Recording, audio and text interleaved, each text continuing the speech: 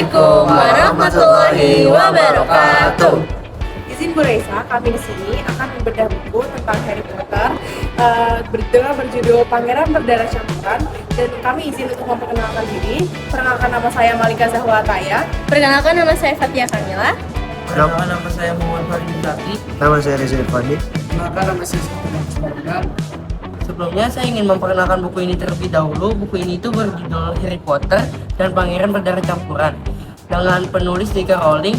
Dengan isi bukunya itu sekitar ada 30 bab dan terdiri dari 814 halaman dalam versi bahasa Indonesia, serta dalam versi bahasa Inggris itu sekitar 600 halaman. Dan genre dari buku ini itu adalah fantasi dan misteri, serta tema utama dari buku ini itu yaitu tentang masa lalu, memori, penebusan dosa, dan kehilangan kepolosan. Lalu, izinkan saya untuk menjelaskan tentang sinopsis cerita. Di tahun ke-6 di Hogwarts, dunia sihir sudah dalam keadaan perang terbuka. Lord Voldemort telah kembali dan tidak lagi bersembunyi. Namun, alih-alih langsung terjun ke medan perang, Dumbledore justru mengajak Harry untuk menyelami masa lalu. Melalui pensif, yaitu wadah penyimpan memori, Harry diajak menelusuri sejarah kelam Tom Riddle.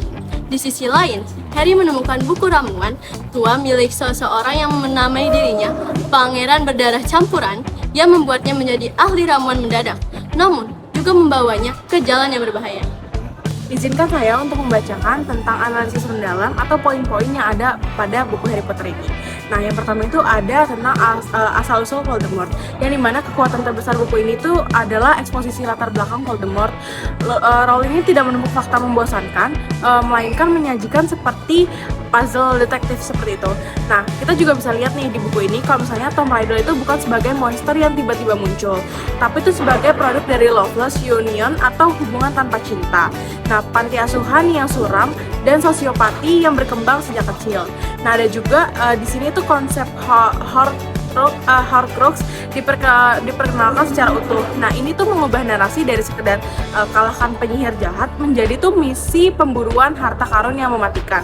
Dan yang kedua ini juga ada kompleksitas tentang Draco Malfoy, dimana di buku-buku sebelumnya itu Draco adalah peran antagonis satu dimensi, hanya pembuli sekolah. Nah, di buku ini tuh Rowling melakukan hal yang berbeda nih.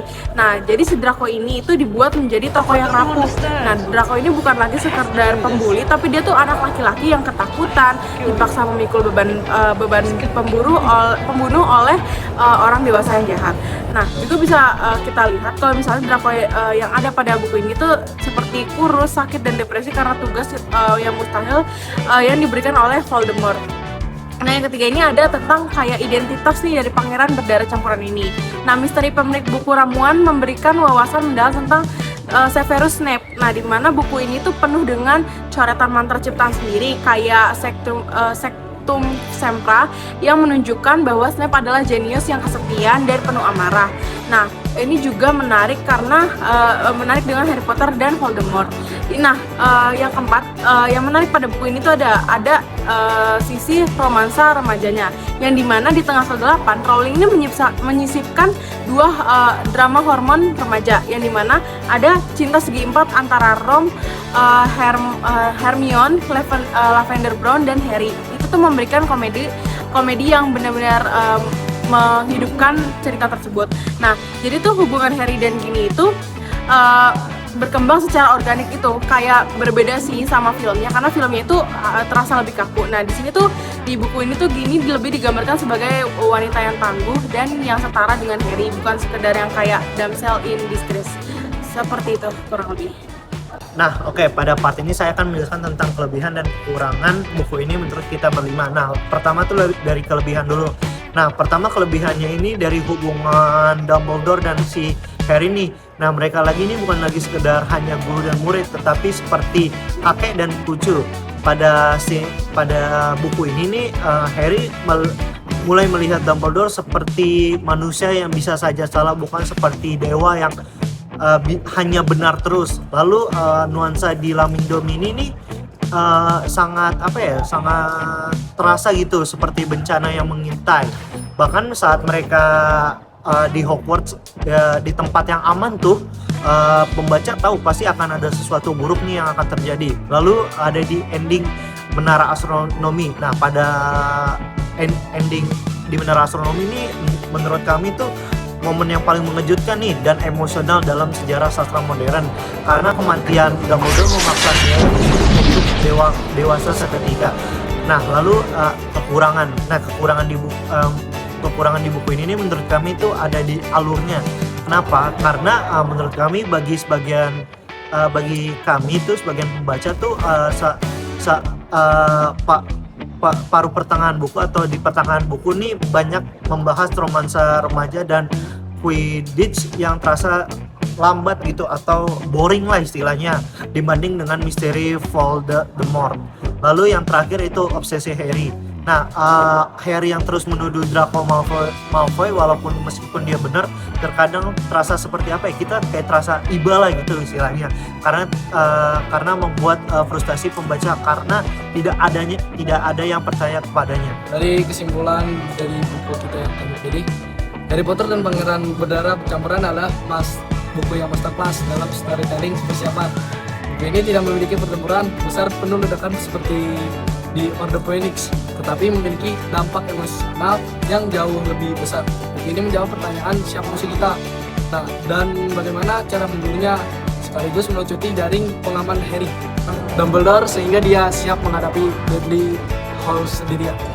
Ini adalah buku tentang pilihan Voldemort untuk menjadi penjahat, pilihan Snape untuk setia pada siapa, dan pilihan Harry untuk menerima takdirnya sebagai The Cursed One. Nah, menurut kalian gimana nih terhadap buku-buku ini nih? Sumpah ya, kalau menurut aku itu tuh pas bagian yang aku suka itu tuh pas waktu Dumbledore dibunuh. Sumpah itu kayak sedih banget, kayak aku sampai pas waktu baca buku ini aku sampai nangis 2 hari 3 malam gara-gara Dumbledore itu ternyata dibunuh sama Tenang, yang Dede nggak bisa tenang. Nah, kalau menurut aku sendiri nih, Fis ya, aku paling suka tuh pada bagian tuh si Harry dan Dumbledore tuh udah memiliki hubungan yang lebih kuat tuh, bukan hanya sebagai guru dan murid, tapi melebihi itu seperti kakek dan cucu yang Harry sendiri tuh melihat Dumbledore tuh bukan lagi sebagai manusia yang serba benar lah, tetapi setiap manusia pasti memiliki sisi buruknya lah masing-masing dan mempunyai kesalahan masing-masing. Nah, terus apa? Nah, menurut aku sendiri juga buku ini tuh menarik banget karena ini juga buku series ke-6 dari Harry Potter yang berjudul Harry Potter dan Pangeran Berdarah Campuran. Jadi kalian harus beli ini guys, karena ini tuh bagus banget dan ini kita kasih rating 100/10. Nah, jadi karena kita udah selesai nih ngebahas tentang Harry Potter ini dan kita juga udah denger ini gimana kesan-kesan dari Thea, Reza, dan juga dari Fakhri. Nah, jadi terima kasih udah dengerin cerita kami tentang bedah buku Harry Potter Pangeran Berdarah Campuran. See you next video. Bye-bye.